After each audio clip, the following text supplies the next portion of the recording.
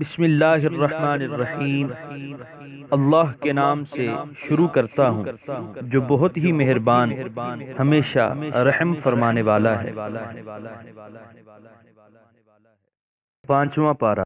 بسم اللہ الرحمن الرحیم، سورہ النساء آیت نمبر 24۔ والمحصنات من النساء الا ما ملكت ايمانكم کتاب اللہ علیکم وأحل لکم ما وراء ذالکم ان تبتغوا باموالکم محصنین غیر مسافحین فما استمتعتم به منہن فآتوہن اجورہن فریضہ ولا جناح علیکم فیما تراضیتم به من بعد الفریضہ ان اللہ کان علیما حکیما۔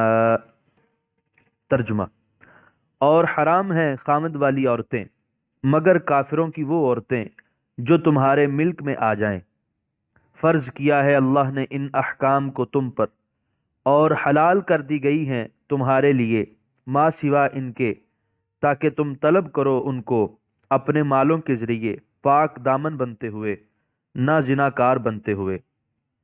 پس جو تم نے لطف اٹھایا ہے ان سے تو دو ان کو ان کے مہر جو مقرر ہیں، اور کوئی گناہ نہیں تم پر جس چیز پر تم آپس میں راضی ہو جاؤ مقرر کیے ہوئے مہر کے بعد، بے شک اللہ تعالی علیم و حکیم ہے۔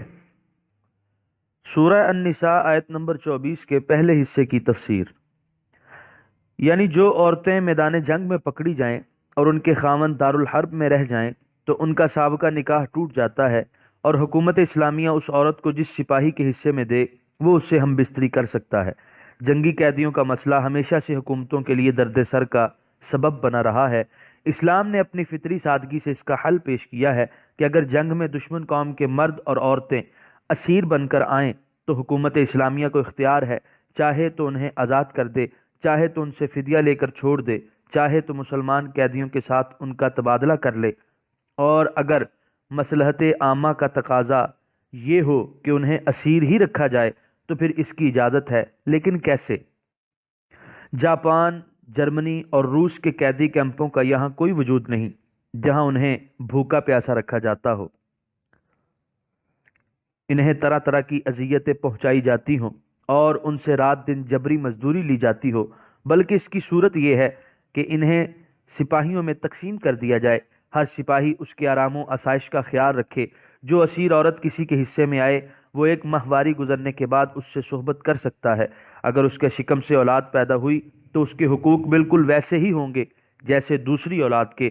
اب وہ اس لونڈی کو فروخت بھی نہیں کر سکتا، اور اس کے مرنے کے بعد وہ خود بخود آزاد بھی ہو جائے گی۔ سورہ النساء آیت نمبر 24 کے دوسرے حصے کی تفسیر۔ تاکہ تم طلب کرو ان کو اپنے مالوں کے ذریعے پاک دامن بنتے ہوئے۔ علامہ قرطبی نے محسنین کا معنی متعففین عن الزنا کیا ہے، یعنی پاک باز بنتے ہوئے، اور غیر مسافحین کا معنی غیر زانین۔ ان کلمات سے نکاح کی غرض و غایت کی طرف اشارہ فرمایا۔ سورہ النساء آیت نمبر 24 کے تیسرے حصے کی تفسیر۔ پس جو تم نے لطف اٹھایا ہے ان سے، اگر بیوی کے ساتھ مباشرت یا خلوت صحیحہ ہو جائے تو سارا مہر ادا کرنا لازم ہو جاتا ہے، اور اگر اس سے پیشتر ہی جدائی ہو جائے تو پھر نصف مہر ہی ادا کرنا پڑتا ہے۔ اس آیت سے متع روافظ پر استدلال کرنا سراسر باطل ہے، کیونکہ محسنین غیر مسافحین کے الفاظ اس کی صراحتاً تردید کر دیتے ہیں۔ نیز حضور کریم علیہ الصلاۃ والسلام نے اسے حجۃ الوداع کے موقع پر قیامت تک کے لیے حرام کر دیا تھا۔ تفصیلی بحث سورہ المومنون میں ملاحظہ فرمائیے۔ سورہ النساء آیت نمبر 24 کے بقیہ حصے کی تفسیر۔ اور کوئی گناہ نہیں تم پر جس چیز پر تم آپس میں راضی ہو جاؤ مقرر کیے ہوئے مہر کے بعد، ہاں اگر بیوی اپنی خوشی سے سارا مہر یا اس کا کچھ حصہ بخش دے تو پھر کوئی حرج نہیں۔ سورہ النساء آیت نمبر 25۔ وَمَن لَّمْ يَسْتَطِعْ مِنكُمْ طَوْلًا أَن يَنكِحَ الْمُحْصَنَاتِ الْمُؤْمِنَاتِ فَمِمَّا مَلَكَتْ أَيْمَانُكُم مِّن فَتَيَاتِكُمُ الْمُؤْمِنَاتِ وَاللَّهُ أَعْلَمُ بِإِيمَانِكُم بَعْضُكُم مِّن بَعْضٍ فَانكِحُوهُنَّ بِإِذْنِ أَهْلِهِنَّ وَآتُوهُنَّ أُجُورَهُنَّ بِالْمَعْرُوفِ مُحْصَنَاتٍ غَيْرَ مُسَافِحَاتٍ وَلَا مُتَّخِذَاتِ أَخْدَانٍ فَإِذَا أُحْصِنَّ فَإِنْ أَتَيْنَ بِفَاحِشَةٍ فَعَلَيْهِنَّ نِصْفُ مَا عَلَى الْمُحْصَنَاتِ مِنَ الْعَذَابِ ذَلِكَ لِمَنْ خَشِيَ الْعَنَتَ مِنكُمْ وَأَن تَصْبِرُوا خَيْرٌ لَكُمْ وَاللَّهُ غَفُورٌ رَحِيمٌ۔ ترجمہ: اور جو نہ رکھتا ہو تم میں سے اس کی طاقت کہ نکاح کرے آزاد مسلمان عورتوں سے، تو وہ نکاح کرے جو تمہارے قبضے میں ہیں تمہاری کنیزیں جو مسلمان ہیں، اور اللہ تعالیٰ بہتر جانتا ہے تمہارے ایمان کی کیفیت کو۔ بعض تمہارا بعض کی جنس سے ہے تو نکاح کر لو ان سے ان کے سرپرستوں کی اجازت سے، اور دو ان کو مہر ان کے دستور کے موافق، تاکہ نکاح سے وہ پاک دامن بن جائیں، نہ اعلانیہ زناکار اور نہ بنانے والی ہوں پوشیدہ یار۔ اور جب وہ نکاح سے محفوظ ہو جائیں پھر اگر وہ ارتکاب کریں بدکاری کا تو ان پر اس سزا کا نصف ہے جو آزاد عورتوں کے لیے ہے۔ یہ لونڈیوں سے نکاح کی اجازت اس کے لیے ہے جسے خطرہ ہو بدکاری میں مبتلا ہونے کا تم میں سے، اور تمہارا صبر کرنا بہتر ہے تمہارے لیے، اور اللہ تعالی غفور الرحیم ہے۔ سورہ النساء آیت نمبر 25 کے پہلے حصے کی تفسیر۔ عام طور پر آزاد عورت کا مہر اور اس کا نفقہ کنیزوں کے مہر اور نفقے سے کہیں زیادہ ہوا کرتا ہے۔ بعض اوقات ایک شخص آزاد عورت کے اخراجات برداشت کرنے کی قدرت نہیں رکھتا اور اس کو یا رائے صبر بھی نہیں، اس کے گناہ میں مبتلا ہونے کا اندیشہ ہے، تو اس صورت میں قرآن حکیم نے اسے اجازت دی ہے کہ وہ کسی کی کنیز سے نکاح کر لے۔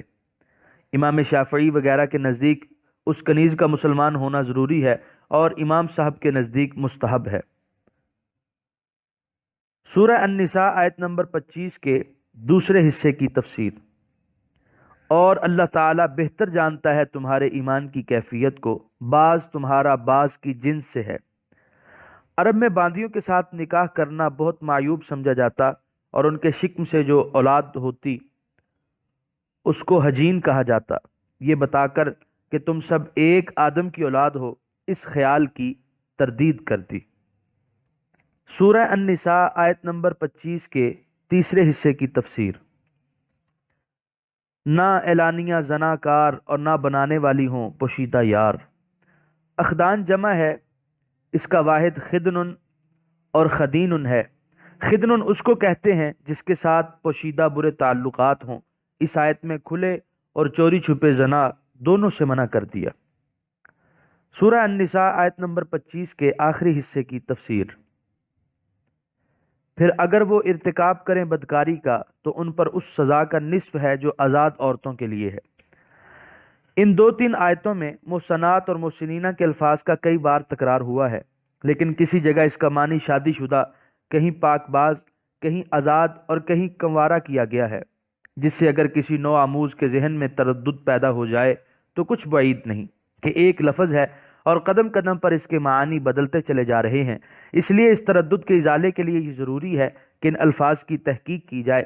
ان الفاظ کا ماخذ احسان ہے، اس کا لغوی معنی روکنا اور حفاظت کرنا ہے۔ اسی لیے قلعہ کو حسن کہتے ہیں کیونکہ وہ دشمن کے حملے سے محفوظ رکھتا ہے، اور مضبوط زرہ کو درع حسینۃ کہا جاتا ہے کیونکہ وہ بھی حریف کے وار سے جسم کی حفاظت کرتی ہے۔ اسی مناسبت سے جو مرد یا عورت بدکاری سے اپنی حفاظت کرے اسے بھی محسن اور محسنہ کہتے ہیں۔ اس حفاظت کے متعدد اسباب ہیں: اسلام، آزادی، طبعی عفت، بکارت اور زواج۔ ان میں سے ہر ایک چیز انسان کو بدکاری سے روکنے والی ہے، اس لیے موقع اور محل کی مناسبت سے اس لفظ کا معنی متعین کیا جائے گا، خصوصاً معنی کا وہ تعین جو رسول اللہ صلی اللہ علیہ وسلم نے فرمایا وہ قطعی ہوگا۔ اس میں رد و بدل کی گنجائش نہیں۔ یہاں محسنات کا معنی آزاد باکرہ لڑکیاں ہیں، اور یہاں محسنات کا یہ معنی حضور کریم کا متعین کردہ ہے، کیونکہ سنت نبوی کے مطابق انہی کی سزا 100 درے ہے، جس کا نصف 50 درے مسلمان لونڈی کی سزا ہے۔